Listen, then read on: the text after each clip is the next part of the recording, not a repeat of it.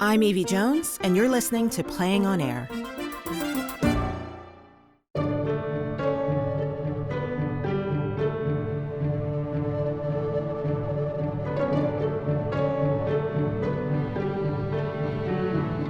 You are about to hear Bonnet, written and directed by John Patrick Shanley.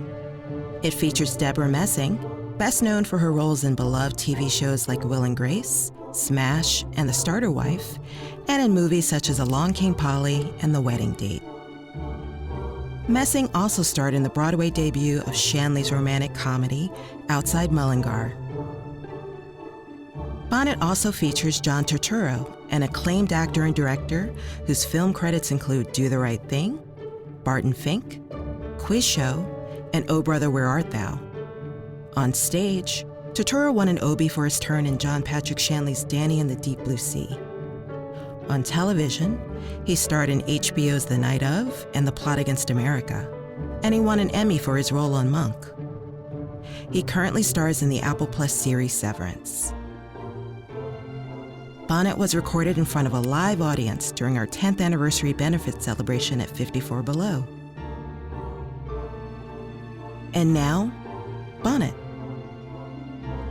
Dan is having his morning coffee at a breakfast table. He's reading the news on his iPad. His wife Ava enters with a breakfast tray. She's wearing a crisp white bonnet trimmed in black. She sits quietly and begins eating porridge and drinking tea.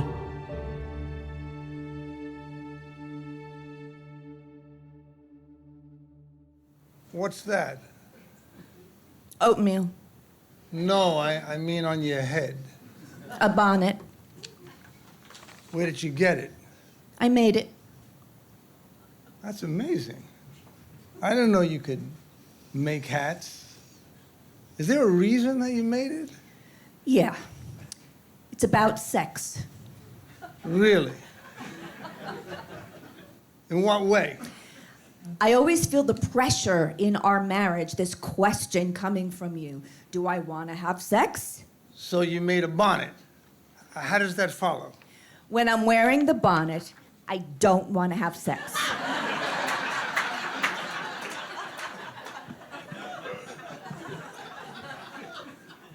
So you don't want to have sex? Right now, that's right. And from now on, you don't have to ask me. You'll know. Was it that difficult for you to deal with me that you had to make a hat? I was just tired of the conversation. What I felt conversation? repetitious. What conversation? We never talk about having sex. Sometimes we have sex. Most of the time we don't. And now you're wearing a hat. You look like you're in a cult.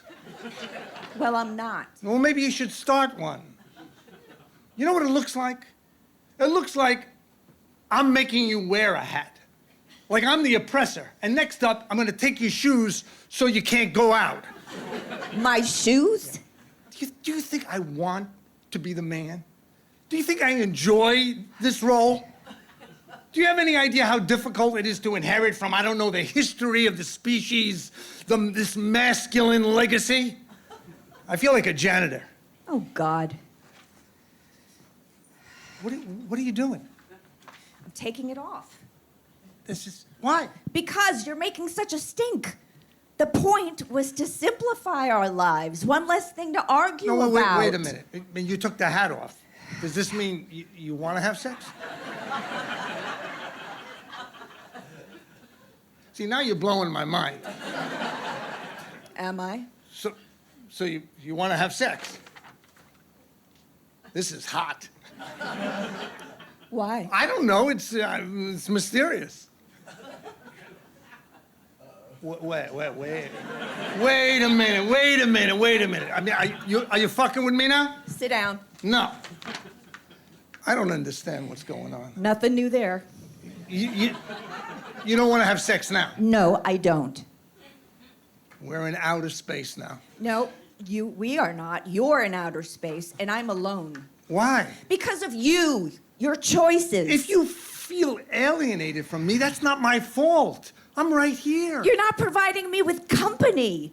You're providing me with a militant ignorance that serves your purposes. Well, what did I do? Oh, you're so predictable. Well, we can't say that about you. Not when you show up for breakfast in a bonnet.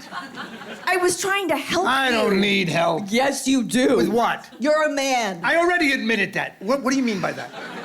You understand absolutely nothing. So I made a hat to clarify things for you. When I wear the hat, no sex. When I take the hat off, the door is open.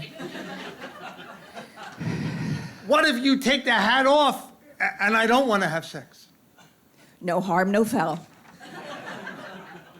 I want to fuck you in the hat. No. I want to fuck you in the hat. No. Why not? It is forbidden. God, that's smoking hot. I know. Sit down.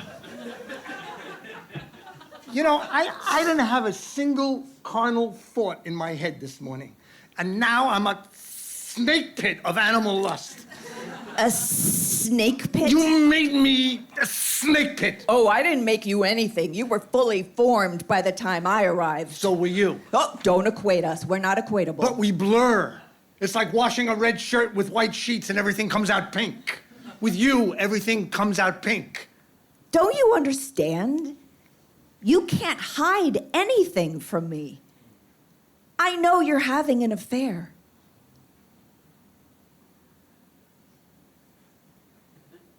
Is that why you're doing this? What am I doing? Making me feel small. What's her name? Teresa. My Teresa? Yes.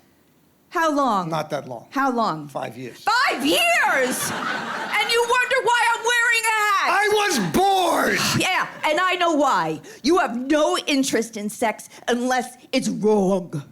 You have no interest in sex unless there's a secret suffering and a shame. Yes, but in a dream of paradise. Please, no paradise would satisfy your hunger for something lascivious, transgressive, and vaguely illegal. A kind of radiant worship would help. I mean, if you worshipped me, That's a tall order. you'd be happier if you made this all about me. You're deluded. That wouldn't make you happy. Well, what would? I must subjugate you with my mystery. I must make myself an esoteric religion and step by step introduce you to arcane practices that keep pace with your desire. The hat. Yes. But I'm exhausted. Why? The fighting, the mud wrestling. You know what? I give up. You win. What are you doing? Take me whenever you want. Are you serious? You're the boss. I surrender. Blue skies shining on me, nothing but blue skies do I see. What are you doing?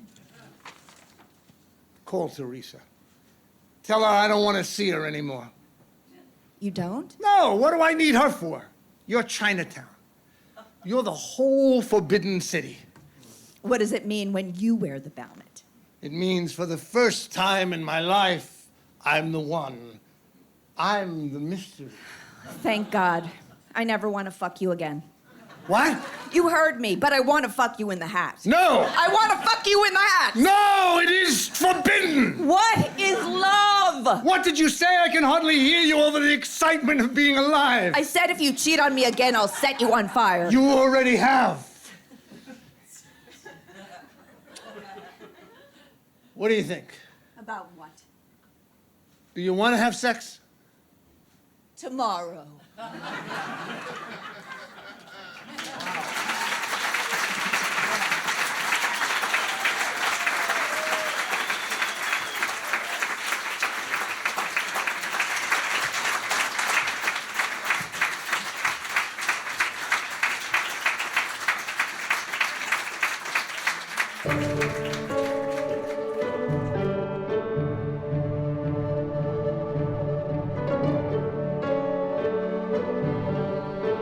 You've just heard Bonnet, written and directed by John Patrick Shanley and starring Debra Messing as Ava and John Turturro as Dan.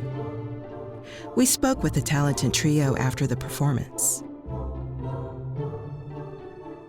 Thank you, everyone. Thank you, John, Debra. I was thinking that this is one of the most urgent conversations people could have over oatmeal or porridge. I was talking to a family member this weekend about the play, and he said about you, oh, he's good. This is not a person who goes to a lot of plays, but he said he thinks most writers would have set this at bedtime, and Debra would have been coming into the bedroom with her bonnet on, and they would have been able to see the entire play and the entire story from that because it's just so cliche. But I love that he understood your choices about setting and timing and how that gives it a different energy. Or do you just like breakfast? Well, a couple of things. One, I'm just honored to be on stage with these two, who I've known for a long time. I've gotten to do several things with both of them, and it's been a real pleasure. And a long-term obsession of mine, and it's certainly in this play, is how do you break into a real conversation? We have our pleasantries, we have our manners, and we have our things that we say. Like if somebody says to you, what do you do for a living? You've got this thing that you say. What was your father like? You got this thing that you say. And then how do you bust the glass and get into the room where people actually talk to each other in some way? And whenever I sit down at a keyboard, I'm thinking about how can I have a real conversation about something vibrant, something present tense. And what better way to, get into that room than by talking about sex and costume, the make-believe aspect that both Debra and John and I have devoted our lives to, is making believe that we're somebody else.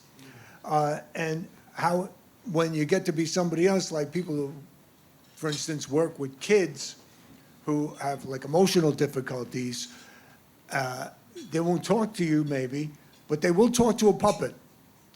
So if you have a puppet ask them what's going on, they'll talk to that puppet. And these are the puppets.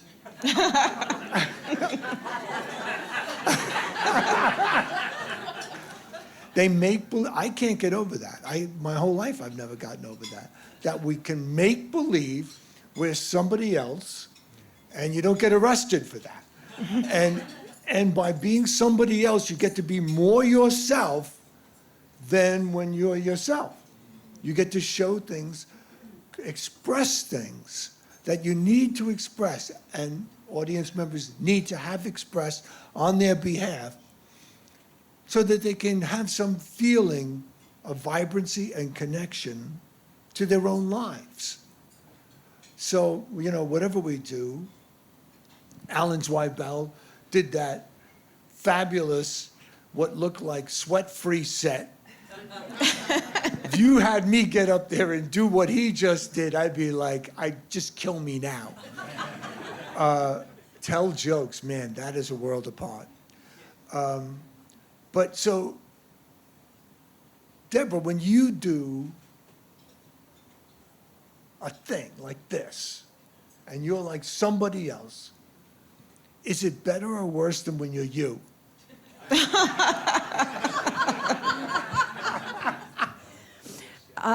That's a very interesting question. I think it's better. If I, as Debra, had to stand up here, I would be traumatized. But I'm in a different universe when we're in the universe of the play. So totally comfortable. And as you said, you get to express things and show different colors of humanity that you perhaps are too afraid to show in real life because it'll be judged, or it's ugly, or it's having that opportunity to just disappear and for there to be no consequences. I like the no consequences. Well, of course, there's consequences if you bomb. People hate you. How are you at bombing? Are you good at bombing? When you bomb, how do you feel? When I say in terms of personal relationship, right? When I bomb, it's not fun.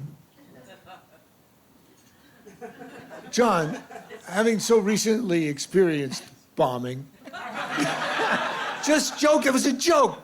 I didn't get it. So do you enjoy being yourself or somebody else more? Which? I only can think of one word: relief. It's just the relief to be in someone else's universe, and I think that's something that I've pursued after, because of that, I picture that, like, blacksmith with the hot iron, and that's the actor, and then you jam it into the ice cold water, right? And the steam comes up, and that's good, right? Yeah. Oh, well. So, any questions? Yeah, let John answer that for me. As you can see. Questions, comments? Why are we all here? Let's start with Genesis. I have a question while people are coming up with their own. John, was this play always Bonnet? I kept thinking of Madeleine Albright and her brooches and how they were all significant. Would this have been the same play if it had been a jaunty, neck scarf? Yeah, no, it was. There's a kind of play that I do, which I sort of describe as the way oil companies sink wells to see whether there's any oil there. And so I write periodically a series of short plays to see where one has more going on in it than a short play form would be good for. And so, like, for instance, Debra did my play Outside Mullingar. And I wrote this one scene that was set in rural Ireland with basically my family.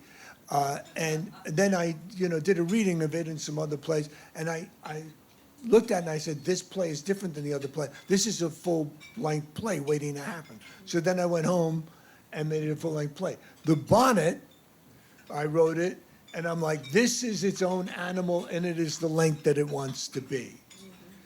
And but it's really cool to do these short plays because that's how you find, you'd never commit to writing a full-length play on some of the things that I write one-act plays about, like 10, 15 minutes, which is, when I started writing plays, I started by writing 10-minute plays.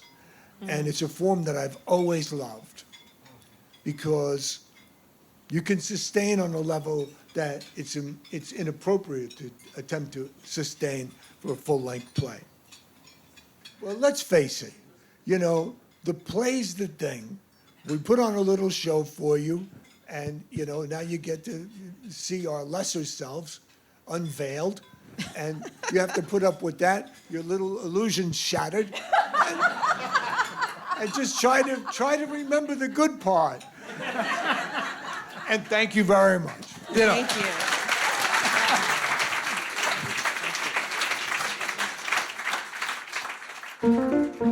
You've been listening to Playing on Air, Great American Short Plays with Great American Actors. Our founder and producing artistic director is Claudia Catania. Theme and play music, Tom Kochan. Audio editing, Joanna Lynn Staub. Playing on Air is distributed by PRX, Public Radio Exchange. Special thanks to the National Endowment for the Arts, New York State Council on the Arts, the Horace W. Goldsmith Foundation, and Josie Merck for their support, and to listeners like you. Thank you. For Playing on Air, I'm Executive Director Evie Jones. Thanks for listening.